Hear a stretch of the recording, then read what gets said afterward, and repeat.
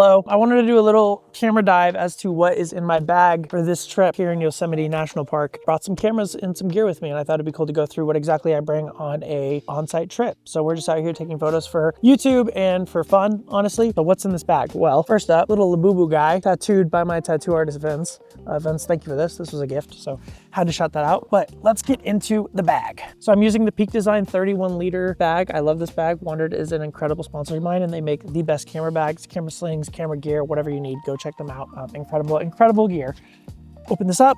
So pretty messy in here. And the first camera I will bring out is going to be the Leica MP. This is the first camera that I put in the bag while I was packing. The Leica MP is a 35mm rangefinder camera, takes 35mm film, and is fully mechanical. It does have a built-in light meter, but you don't really need it. You can just use the camera completely manual and not have to worry about anything. I have it paired with the 28mm Summilux lens.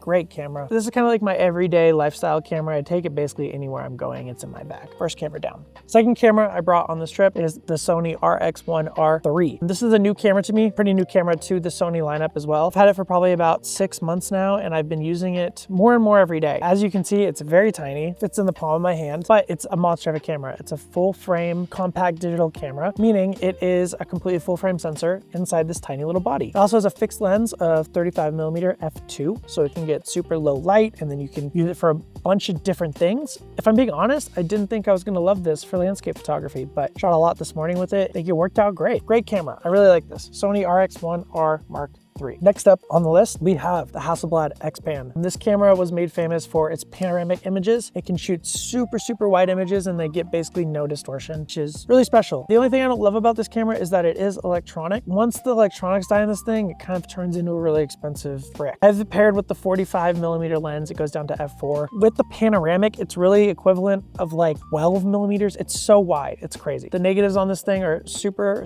high resolution, and you can get a lot of detail out of a film camera like this. I thought it'd be really fun to take this to Yosemite because Yosemite's massive landscapes, and this takes a massive negative. Hasselblad XPan, special camera. Some other goodies I have in here that aren't as exciting as the big boy cameras. I have the Instax Go 360 POV camera. This is for like point of views. It's very tiny. It's that small.